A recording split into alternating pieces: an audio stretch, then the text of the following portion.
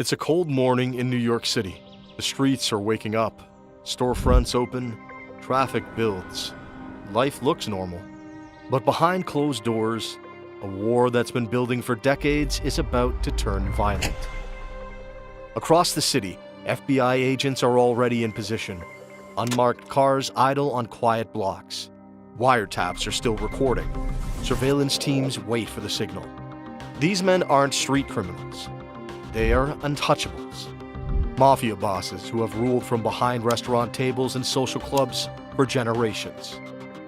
For years, the FBI couldn't touch them. Until now. At dawn, doors will be kicked in. Bosses will be dragged from their homes. Entire crime families will be charged. Not for one murder or one deal, but for everything. This isn't a single arrest. It's not even a single case. It's a coordinated federal assault on the American Mafia. Planned in secret, built over years, and executed in one devastating strike. This is the moment the balance of power finally shifts. This is the FBI's war on the Mafia and how it changed organized crime forever. RICO, the FBI's war on the Mafia. This video is partially based on the book Bringing Down the Mob, The War Against the American Mafia by Thomas Repetto. Repetto was a police officer and author who went deep into the criminal underworld of the American Mafia for his research. Due to the nature of some anonymous sources, we're unable to verify all the information independently. We highly recommend checking out the book. January 1983. A cold afternoon outside Chicago. Two longtime business associates step out of a car into an icy suburban parking lot. As they walk between parked cars, two men suddenly rush up behind them. A gun fires, again and again. One man goes down. Alan Dorfman, an insurance salesman with close ties to the Chicago mob, collapses onto the frozen pavement. By the time paramedics arrive, he shows no signs of life. Across the country, the news breaks quickly. His murder dominates headlines. But inside the world he comes from, no one is shocked. For more than 30 years, Dorfman stands at the center of American organized crime. Not as a street enforcer, nor as a killer, but as something far more powerful. A businessman. Through his control of the Teamsters Pension Fund, Dorfman funnels millions of dollars into mafia-backed ventures, especially Las Vegas casinos. Money that cements the mob's grip on gambling, unions, and political influence nationwide. The Teamsters Union itself, connected to top executives, powerful politicians, even the White House, operates like a silent extension of the Mafia. Just weeks before his death, Dorfman was convicted alongside Teamsters President Roy Williams and Chicago mob boss Joe Lombardo for attempting to bribe a United States senator. He is out on bail facing decades in prison, and he knows too much. If he talks, the damage is catastrophic. And in the Mafia's world, uncertainty is unacceptable. Dorfman has to go. The American Mafia is not just a criminal gang of individuals. It's an institution. Since the 1920s, the Mafia stands at the center of American organized crime, shaping unions, construction, gambling, and politics across entire cities. At its height, the Mafia seamlessly links the underworld to the upper world. Criminals, businessmen, politicians, and public officials bound together by mutual benefit. And yet, the organization never exceeds more than a few thousand full members. That such a small group holds such immense power is one of the most extraordinary phenomena in American history. But why does the Mafia survive? Because it masters one skill better than anyone else: buying protection. For decades, the Mafia learns how to place itself inside the center of American life. Union leadership, construction contracts, insurance companies, political organizations, the places where decisions are made quietly, far from the street. The goal is never to control everything. It is to control enough. Over time, influence replaces force. Violence becomes rare, precise, and purposeful, used only when the system itself is threatened. The Mafia's structure is heavily influenced by American political machines. Bosses sit at the top, insulated from day-to-day operations. Beneath them are underbosses and capos responsible for specific neighborhoods or industries. They lead crews of soldiers and associates who handle the work on the ground. Each layer knows only what it needs to know. Responsibility fades as it moves upward. The design is deliberate. When crimes occur, the people who benefit most are the furthest removed from them. This distance keeps leadership in plain sight, yet untouchable. For years, this arrangement works almost flawlessly. Then, briefly, the curtain is pulled back. In 1957, in the quiet town of Appalachian, New York, police stumble onto a gathering that was never meant to be discovered. Mafia leaders from across the country, men who are supposed to remain separate, are suddenly seen together in one place. For the first time, the national scope of the Mafia is undeniable. The exposure is embarrassing. It forces public acknowledgement. Congressional hearings follow. Official reports describe a coordinated criminal network operating across the United States. But exposure does not equal collapse. The Mafia studies the mistake and adjusts. By the late 1950s, the American Mafia is quieter, more cautious, and more deeply woven into legitimate institutions than ever before. Its leaders understand that the greatest threat is not law enforcement pressure, but uncertainty from within. Which is why anyone who knows too much or threatens to disrupt the balance, even unintentionally, represents a danger to the entire structure. By the time the federal authorities fully acknowledge the Mafia's existence and scope, they are no longer facing a loose criminal conspiracy. They are confronting a mature institution. And for a long time, that makes it nearly impossible to touch. After the Appalachian scandal, law enforcement no longer has the luxury of denial. Organized crime is national, coordinated, and deeply entrenched. The Mafia is real, and it is not going away. What remains unresolved is how to fight it. For decades, American policing has been built around individuals. Crimes are investigated after they occur. Suspects are identified, arrested, and prosecuted. This system works best when violence is visible and evidence direct. But none of those conditions apply to the Mafia. At the federal level, the FBI enters the war against the Mafia with electronic surveillance, which offers a partial answer. In cities like Chicago and New York City, FBI agents take extraordinary risks to plant hidden microphones in mob meeting places. For the first time, agents can hear how Mafia leaders speak when they believe no one is listening. But the intelligence has limits. Much of it is obtained illegally. Bugs require trespass. Wiretaps violate federal law. So none of it can be used in court. It remains internal, useful for understanding structure, relationships, and patterns, but useless for bringing down the Mafia. Local law enforcement faces even greater challenges. Police departments are tied to city politics, and city politics are often tied to organized crime. In many places, officers understand exactly who the mob leaders are, but they can't do anything about it. Where politicians tolerate, or quietly benefit from, Mafia activity, police are expected to do the same. Attempts at cooperation between federal and local authorities remain informal and inconsistent. Rivalries run deep, and while joint task forces are often discussed, they are rarely sustained. Even major federal victories fail to make a lasting difference. When Vito Genovese is convicted and sent to prison in 1959, he maintains his influence from behind bars. When top bosses face tax charges, the cases feel disconnected from their real power. The crimes that matter most remain legally untouched. By the early 1960s, the pattern is clear. Law enforcement is collecting intelligence faster than it can use it. Investigations are growing more complex, more expensive, and more politically sensitive. Yet the tools available remain fundamentally unchanged. The government is fighting individuals, but the Mafia is operating as an organization. As long as the mismatch persists, the outcome is predictable.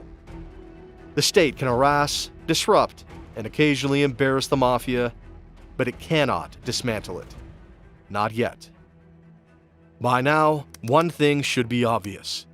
The Mafia is not built like a gang. It is built like an institution designed to survive losses. But that raises a more fundamental question. How does this system actually sustain itself? To understand how the Mafia lasts for generations, you have to understand the machine that feeds it. The machine follows the same loop over and over again. Step 1. Access to capital. The Mafia doesn't always steal cash on the street. It works through legitimate-looking channels. In Vegas, this meant Teamsters pension loans. In the 1960s and 70s, Alan Dorfman and other mob-connected officials could approve loans from the union's Central States Pension Fund to build casinos. The money didn't go to gangsters directly. It went to middlemen with clean records who could legally take out loans and manage casinos. On paper, it was a normal investment. But behind the scenes, the mob controlled the project. Step 2. Building a front. The loan financed a casino, often one that had previously failed or was undervalued. The target was clear: go on a spending spree, open a high-profile venue, and draw in the tourists. The operation appeared legal. The casino was licensed and regulated. Labor unions worked the same way, using legitimate contracts to launder influence and extract payments from employers.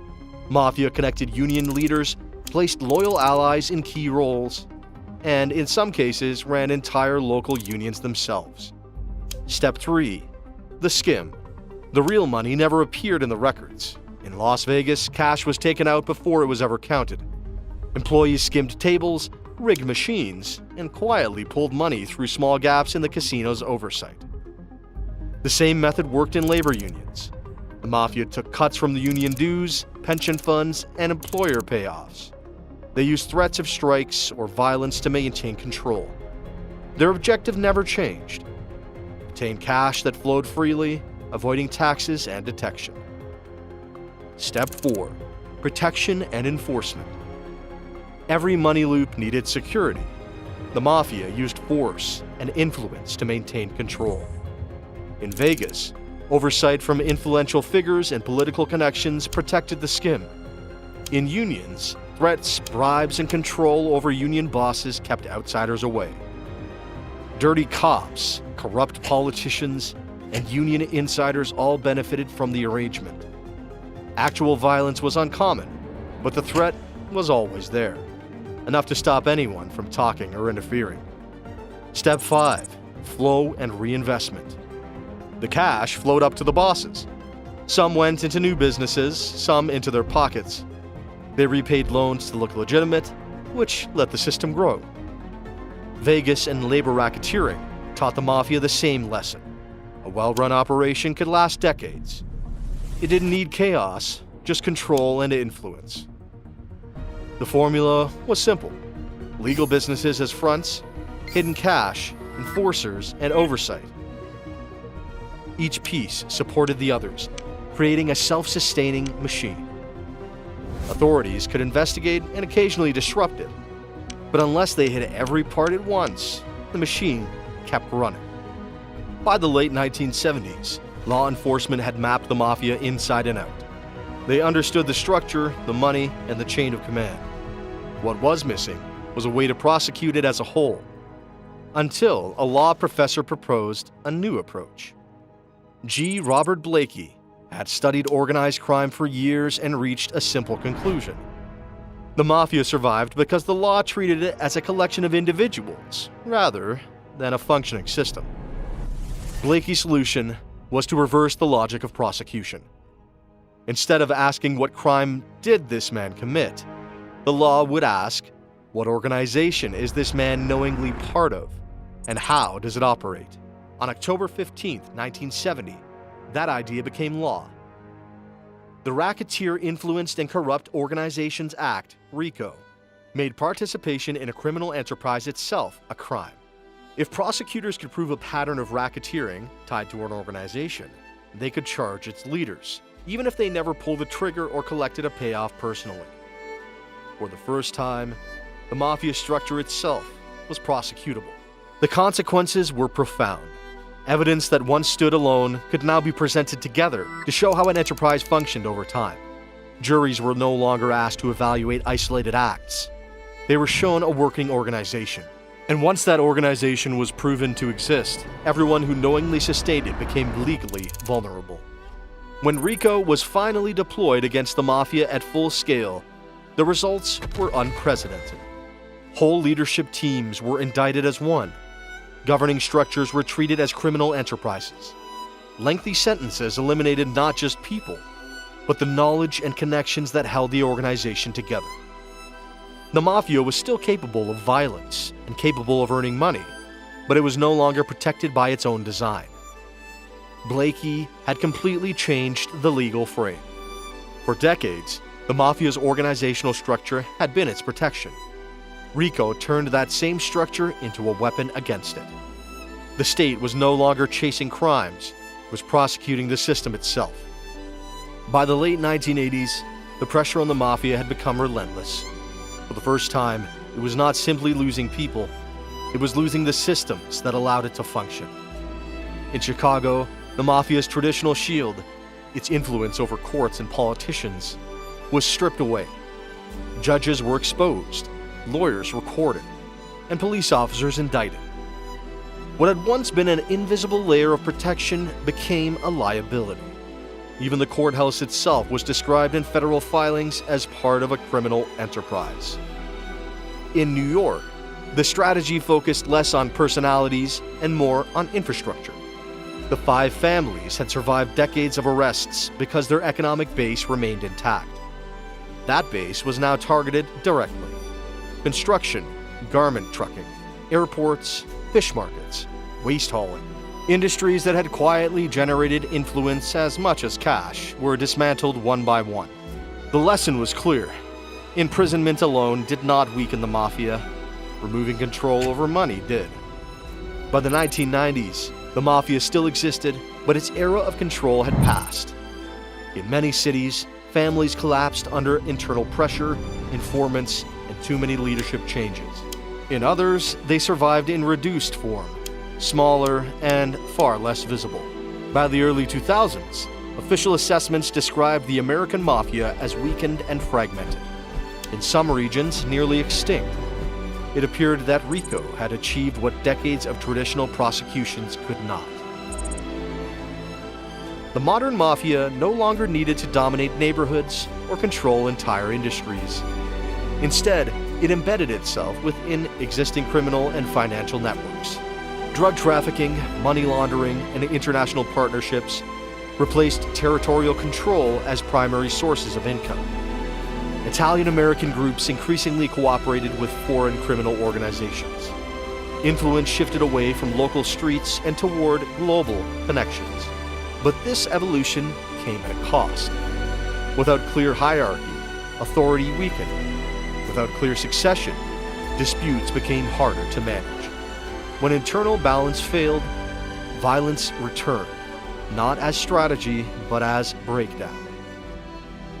That is why, decades after the Mafia was declared defeated, a New York boss could still be murdered.